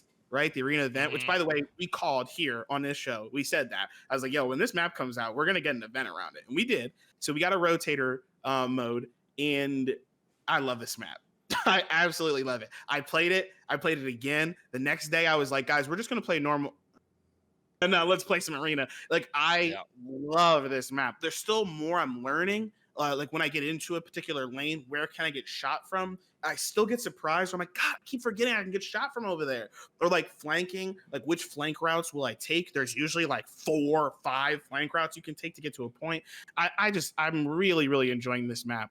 And even just the design color-wise and everything, it's not just a red and black map. It looks like it on paper. It's not just a red and black map. It's got some great colors in it. It's got great lighting in it. I love it. The whole theme overall, the whole Dr. DisRespect theme, the only thing I have to say about this, and you guys probably know that I have so much more to say on it, but the one thing I have to say about it is there's a pro and a con. So I lied. There's 2 things. The con is more of an opportunity cost. It's not exactly a con. It is it's the opportunity cost of, if you're spending this much money on 100 Thieves, Dr. DisRespect, right? If you're spending this much money on it, then I really, really hope that you're willing and ready to put money behind other things that all players benefit from. This is a marketing play, and marketing is always risk reward. Does the marketing work? Did the marketing work? As somebody who doesn't care about Doc, all I can say is I really hope that we get a bunch of players from this. That's it. That's all I can get from it, right? I'm not going to buy the skin. I think it's weird, but I did get the map from it. We all benefited from the map. I do think it's funny when I see somebody run around with the Doc skin. It is funny, right? So there's some stuff here, but I just hope that the battle pass, for example, right, that the next season that comes out, the Halloween event, which I'm sure we're going to get to, even the Halloween event, right? Please put the same kind of effort and care into that, because as a core player, I play this game almost every day. I really want to make sure that I can get some good content as well. But like I said, there's a pro, right? And the pros I already mentioned. Hopefully we get a really great player base because of this. Hopefully we can get more great maps like this, not just from Doc, but I just mean we got a great map from this. Hopefully we can get more like this. So that's my point on it. As someone who's not a Dr. DisRespect fan, I've even seen people, I actually saw somebody the other day say, oh, you guys have Doc in here? I'm quitting. And I was like, bro, if you love the game, and I get it, to be fair, if you really don't like Doc, that's fair. But if you love the game, right? Or even if you just like the game, this can definitely be a pro for you, like it is for me. So That's my 2 cents on it. Yeah, whether or not you like the doc, and I get that he's a controversial figure, especially in the gaming space. But whether or not you like him, you can't. I mean, the map's dope. You can't. And if if you want to quit the game, less competition for us, so that's fine. They also added some rewards to the game if you the game mode, the little event. So throughout the whole month of October, you'll be able to play this event where it's 24/7 the arena, and it just bounces randomly between demolition, strikeout, and extraction. The reward, there's 3 challenges. Only one of them really has an award, and we have a theory about this. But the first challenge is Triple Threat Challenge. You got to win a match in the arena for demolition, extraction, and strikeout. So you just got to win one match of each of those game modes, and you'll get this calling card that I'm actually showing on screen right now. Oops, there we go. Showing on screen right now for anyone watching on YouTube. It's got 3 of the doc, one with the revolver on the left, one staring right at you in the middle, and then one with the DMR on the right. Just being doc. It's a pretty cool banner. And then there's a second challenge called the 2-time. This is winning 2 matches of the arena back to back, just like Blockbuster champion Doc did. And then Violent Speed and Momentum, which is in a single match of the arena, deal 10 downs, run 1,000 meters, and get a multi-down. So you gotta, that's a pretty good game right there. Now, Shane, I'll let you go ahead and dive into why we think there's no rewards for these last 2 challenges. As of yet. I think they're broken. Yeah. No, yeah. I think they're literally just broken. Originally, I saw this and I was like, what is going on here? Like, maybe they just forgot to put them in. But I think it's been a couple days now. And I actually think it just wasn't working and it's broken. Because I was hoping, now that I've played the arena a ton, I know I have the 2-time. I actually don't know if I have the Violent Speed Momentum one, but I was thinking we were going to get Avatar, Banner, and Border. Right. Like, right. That was our theory. Sense, right? Yeah, but even after watching the twerk this weekend in RoCo Company, and that is what it's called, by the way, the twerk. They call it the twerk. I didn't name it that. But this week in RoCo Company, they showed this was the only thing. This was the only reward, the banner. So I was kind of surprised. I was like, so you guys don't have anything else? I was like, why did you say the word rewards is in here? So it is. Yeah, it's plural. I don't know. Do you guys know if we get any reputation or XP when we get the other 2 unlocked, or? I didn't even check, man. I didn't pay attention if it did. Yeah, the only thing that would make sense is if it is broken, it would be an emblem and a border, because that would be 3 challenges, 3 pieces of the personalization. And I hope if that's the case, I hope they fix it and set. But I don't know why they wouldn't address it if it was broken. So I guess I have to assume it's just XP or reputation points. I'm not sure. Maybe they'll make a change later on that, but who knows? Yeah, and for those of you, Chain mentioned earlier about a Halloween event. If you actually go into where those challenges show, where you can see these doc challenges, in there you will see there's a challenge. It's a banner challenge. You'll get reward of a banner for it says Halloween event sniper mode. So there is going to be a snipers only mode. Sounds like that's going to come out. Strikeout, I believe. I think it's like win a game of strikeout in the sniper only mode, and you'll get this Halloween banner. So that's coming soon. Next update, hopefully. This is like, don't sleep on this, by the way. Like Rucker kind of just like threw it out there. This is like a big deal. Yeah. Like it's hidden. I don't know why I'm assuming maybe they wanted to create some hype around it or whatever. But like you said, if you go where the challenges are, there's all of a sudden there's just this thing. I'm pretty sure you're right. I think it's sniper strikeout or strikeout snipers. One or the other. I know there's an alliteration there. And there's a banner, there's a reward, and it's just a banner. It's a scarecrow. And it looks pretty cool. But I think the biggest thing is that it sounds like we're gonna get a strikeout mode where all you can do is play with a sniper. Now I don't know if that means we're gonna play with different characters with snipers. I, for one, hope that's what the case is. I hope we're not just a bunch of phantoms running around. I hope it's like a bunch of different characters that all only have the sniper.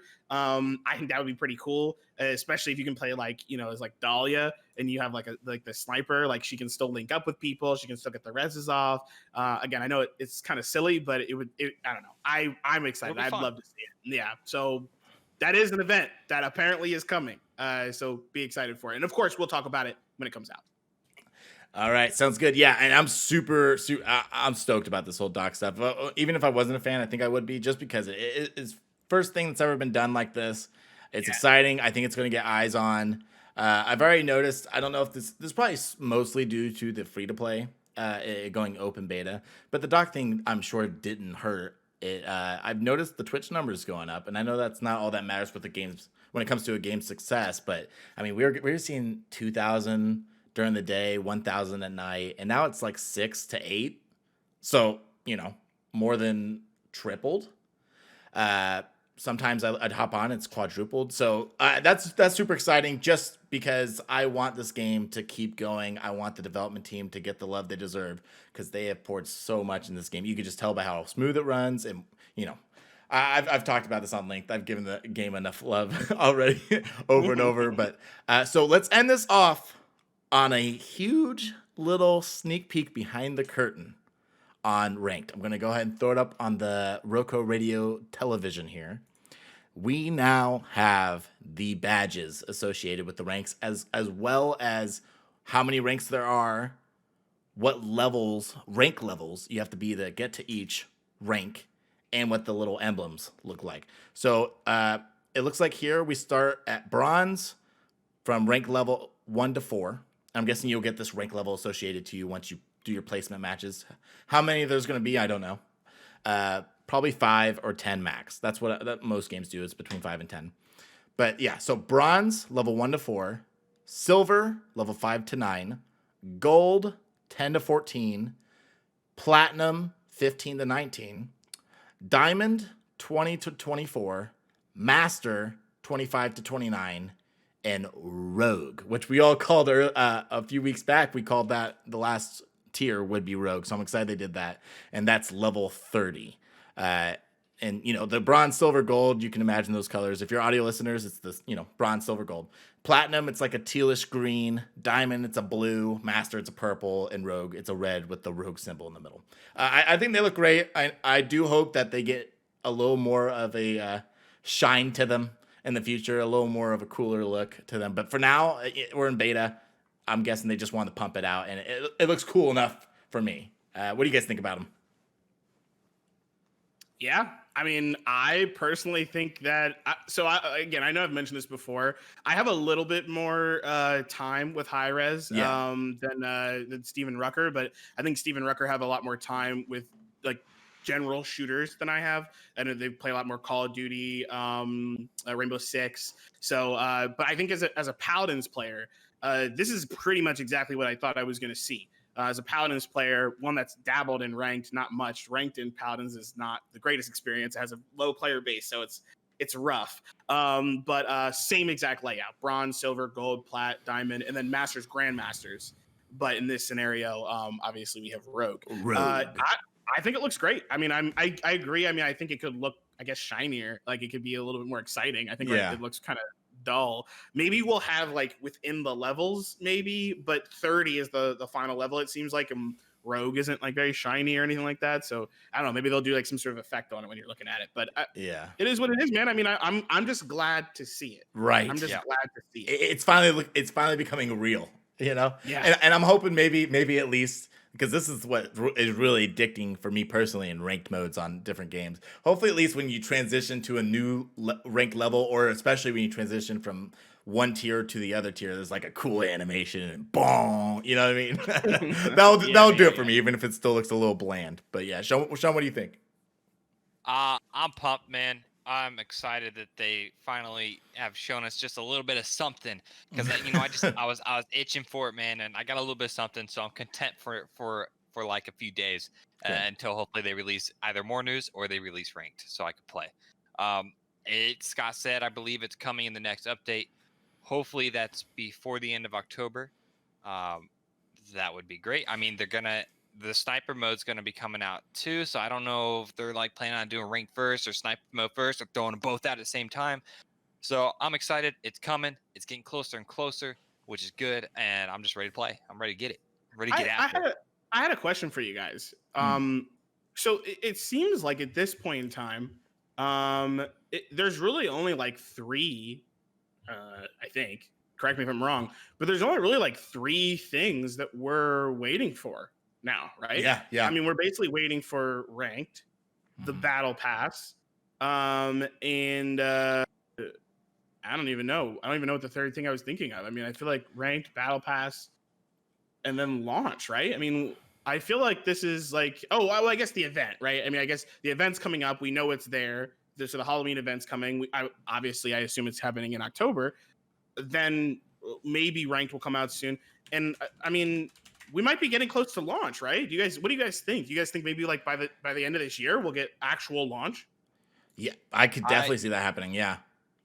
I hope so. Yeah, I want it to come out before. I really wanted to come out before mid-November when all these huge titles like Cyberpunk or worse, Call of Duty, which would be an actual contender because it's a competitive shooter. I'd really like to fully release before those titles come out, so maybe it could sink its hooks into people before those games release. Before? I'm hoping before. So you think it's going to launch in the next 4 weeks? Hoping, yeah. I'm hoping they once they release ranked. They're like, okay. I mean, they might even go full release before the battle pass. They did put in the plan that it's before they release. They're doing the battle pass, but they might release. They have that. You know what? Let me go ahead and pull it up. They have this Halloween banner, and I'll pull it up for a video on YouTube. That you unlock. It got leaked that there's gonna be a Halloween event. It's gonna be a snipers only event. It's gonna be a headshot hunter, or what is it called? Headshot hunter? Do you guys remember? That sounds about right. Something like that. But I'll go ahead and pull up on screen for everyone. But yeah, basically, it is going to. I think there's a chance that they release ranked. I'm gonna say the 28th. They're gonna release ranked. Not this Wednesday, but the next. So you think they're going to release ranked along with the Halloween mode? Yeah, I do. What do you think, Rucker? I don't think they're going to do that. You don't think so? I don't. No, dude, because I think you want people to get into ranked without being tempted by everything. I think you want the whole player base to want to go into ranked. So I think they're going to do the Halloween event, and then we're going to see mid-November ranked. Hopefully it's just the week after Halloween. That would be awesome. But I don't think they would go back-to-back with releases. You know what? I think it's going to be Halloween event, mid-November rank, and then probably battle pass and everything around the holiday season. I don't think this game's gonna be released till Okay, I changed my theory. This Wednesday we're getting the Halloween event. This Wednesday. Okay? This Wednesday is the 21st. That'll allow people to have an entire week, a little over an entire week before Halloween actually happens. If they release it on the 28th, that's only a few days before Halloween. I don't know if they want it to, maybe they want it to just be a weekend event. Who knows? That might be what they're planning on. But let's say they released Halloween this week on the 21st, and then ranked comes out on the 28th, right before Halloween. I hope ranked in October, Sean. I'm saying it now. Okay. I think you might be right with the limited time mode coming this Wednesday. I think you might be right with that. I don't think ranked is going to come out until November. So at the very least. Okay. So let me read something for you guys. Ranked beta. Next release. Yep. Stay tuned. Yep. We love you. Scott at Rogue Company. Right? Yep. That's from Scott. Is next release Wednesday? I'm saying next release is next Wednesday on the 28th. Yes. I think this week. Here's the thing. Next release, right? This is why this is why my first initial theory was it comes out with Halloween. I don't think they're ready to release it this Wednesday because of the huge update we just got with the dock and everything. I think they want to space that out a little. 28th is still before Halloween, right? I think everyone would consider releasing a new event as a release, as an update, like Scott's saying. If Scott's saying the next release is ranked, not only does that make November sound absurd, but also, it makes it sound like they're going to release this Halloween event with ranked on the 28th. I'm marking it down. Not the 21st. No. So you think nothing's going to happen 21st. You think 28th, there's going to be ranked, and you think so the next release you think is ranked and the Halloween event. Yes. I tried to split it up to help Sean, because Sean made a good rebuttal. But now that you reminded me of Scott's tweet, I don't think it's going to get released separately. No. What do you think, Rucker? I don't know. next release is kind of just a misleading term for me. Like It is. Because you can add in a limited time mode without like doing an update. Really, Can they? I mean, I think you can. It depends. So I can next give you release does. I don't know what next release means. It means so many different things. I can tell you. So many other people. I can tell you on a technical side, right? It's you can change things on the server end, or you can change things basically like on the coding end, like on the heart. Like I would say like the front end or the back end. That's the easier way to say it. Yeah. On the front end means no update, no hot fix, no release, meaning that it's still Rogue Company, whatever, 1 point. Actually, they're probably not even at 1 point. So they're probably like Rogue Company 8.9, right? It's not Rogue Company 9.0. Like that's not what it is. They're just like updating a little something. My assumption, I'll just put this out here. I think I agree with you, by the way, Rucker. I think he cryptically said next release. I think he said next release because it sparks conversation. I think he would have said next Wednesday if it was next Wednesday. So I think that's the reason we're talking about it. But unfortunately, because I do want it to be spaced out a little bit, I think the 21st. I think Doc has a week for his map. I think the map's gonna go in. I think they'll still have his the ability to buy his stuff, but I don't think they're gonna have that limited mode. I think the limited mode's gonna change. I think the limited mode's gonna be for 2 weeks, and I think they're gonna release ranked, which is ranked beta. And that's one thing we haven't talked about yet. What is ranked beta?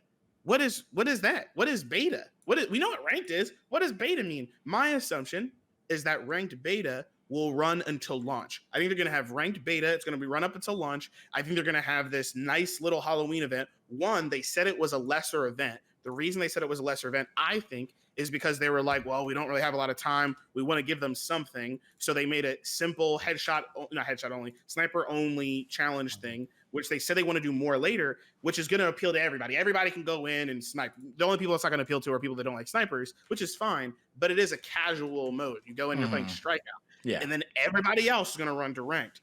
They still might play a little bit of the Halloween event, but I think that's more to just appeal to the masses. Ranked beta is going to run up until, honestly, I think they're done. And to be clear, we are still missing, we are getting ranked, but we're still missing the battle pass, and we're still missing equipment mastery. I assume we're getting equipment mastery first. So I could see us in November getting equipment mastery. I don't agree with you, Steve, that they're going to be done in 4 weeks. If they were done in 4 weeks, I'd be concerned, because if they were done before, I actually don't know if that would work. Because I think if they get done before, it's not going to stop people from getting Call of Duty. It's not going to stop people from getting, I'm telling you right now. I at least think it will be released before December. When Destiny drops its DLC, I'm jumping on Destiny. I don't care what's happening. I'm going to play it and then when Cyberpunk 2077 comes out, I'm going to play the crap out of it. Does that mean I'm going to stop playing RoCo? No. I think that they need to consistently work on it. I honestly don't think they're thinking about their competition like that. In every dev I've ever heard of, they're always like, we don't have the luxury to think about our competition like that. So fair enough. But it sounds like you're on the same page with me, that you think the Halloween event is going to come out with ranked. The only difference is you think it's 21st, unfortunately. Yeah. And you think it's 21st, and I think it's 28th, and Sean, you think it's separate, and rank comes in November. Yeah, I think November. Okay, you want to lock this down with 100 Roguebucks each? I'll shake on it right now. Let's just see how it plays out. You buy me the Doc skin. Oh, no, that's expensive. That's like $20, right? Yeah. I made that mistake. Anyway. Too rich for all right, I think we should wrap it up there. That pretty much covers everything I wanted to cover. Is there anything you guys want to drop before we end it? No, that was really good. I'm excited. Big update. If you guys haven't jumped in with this new update, jump in, play around. The game runs, it's a lot more fun in my opinion with how everything has changed. Not a lot of negativity with the update. I like pretty much all of it. Excited. Doc map is fun. Ranked's coming. We're getting screenshots. We're getting hints. So I'm just excited. It's getting good. It's getting good. Yeah. I think the only thing I would say, outside of exactly what Rucker said, this update was great. Scott said it was like the second biggest update that they had done so far, and you can feel it. But I would say the only other thing to remind you guys of is that RoCo Radio is growing, guys. RoCo Radio is almost everywhere we want it to be. It's still growing. Hopefully by next episode, it'll be everywhere we want it to be. But if you guys are trying to find us, wherever you guys listen to podcasts, watch podcasts, definitely go to RoCoRadio.com. You guys can find us on Spotify. You can watch us live on Twitch. You can watch us on YouTube so you can actually see what we're doing and what we're talking about here. So find us on RoCo Radio, and definitely follow us on Twitter as well, RoCo Radio. But everything can be found at RoCoRadio.com. Awesome. Perfect. And I just want to say once again, I hope you're wrong about the 21st chain, because I just remembered I'm going to be out of town on vacation, and I'm going to be really sad if we'll play it for you. Thank you. Yeah. Thank you. I'll send you my account information. You can just give me the Rogue real quick, if you don't mind. Okay, awesome. All right, we'll go ahead and wrap it up there, guys. It's been a blast. If you guys don't know this, but this is our second recording. We had a bit of a malfunction and lost our last episode, but we're good. We fixed it. Shouldn't ever happen again. So sorry that this episode's out a little later than usual, but I honestly think this one's even better than the previous one, so I'm not too bad about it. How about you guys? So you guys want to drop your socials real quick, and we could wrap this thing up? Yeah. So you guys can find me pretty much anywhere as Rucker or Rucker Slays. Just type Rucker; it's gonna pop up. There's not a lot of Ruckers out there. On YouTube, it's Ruckerific, because if you type Rucker, you're gonna find Darius Rucker. So you got to spell everything out there, Ruckerific. And TikTok too. Got all kinds of TikToks, man, of awesome plays, funny moments, stuff. So Rucker Slays on there as well. But that's all I got. You guys are seeing the slides on if you're watching. For those listening, Rucker Slays. Yeah, Chaingear Gaming. You can find me on YouTube. You can find me on Twitch. You can find me on Twitter at Chaingear Game. And I'm really trying to bring some Rogue Company information to you guys. I'm trying my best. RoCo Radio is like the best thing in the world for me, because I can't always make Rogue Company content on my YouTube channel. But if you are looking for that kind of content, go ahead, find me there. Again, Chaingear Gaming, guys. Yeah, and I'm SteveTheChimp. I stream Rogue Company Monday, Wednesday, Friday. I do YouTube videos. I've been slacking on that a little bit lately because I've been so focused on getting this podcast off the ground, but I'm going to be returning to that shortly. And I also have a TikTok, SteveTheChimp. I post little clips with some subtitles, show a little highlights from the streams. And Twitter is Chimp Steve. So go check me out. I'll be almost always talking about Rogue Company, or putting out content about Rogue Company, sometimes other games. But generally Rogue Company. And this was a blast, guys. And I think we're going to go ahead and wrap it up here. I'll talk to you later, Rogues, and see you on the flip side. Bye. Bye-bye. Peace.